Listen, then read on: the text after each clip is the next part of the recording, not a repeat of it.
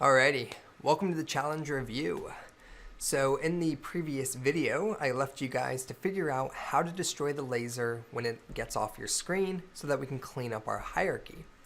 So if you were struggling with that, not to worry.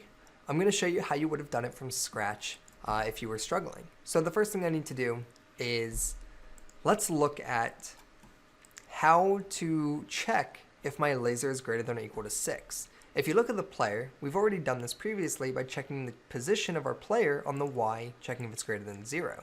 So very similar. I would basically create my if statement. I would check if my transform.position, which is our laser, on the Y is greater than or equal to 6. And if it is, then what do I want to do? I need to destroy the laser. So how do I destroy an object? Well, that takes us to Google. How to destroy objects in Unity.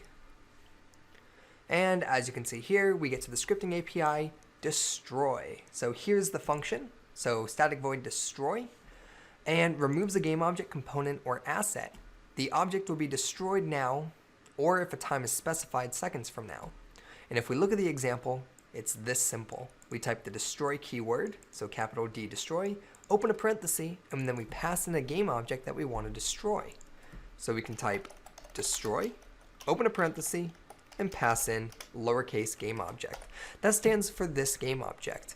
Now you could even be more explicit, and you can actually say this.gameObject. And I highly recommend you do this, as this is saying that we're going to destroy the game object that this script is attached to. So if we go ahead and test this out, you'll notice that we can now go ahead and shoot our laser, and now it gets cleaned up in the hierarchy.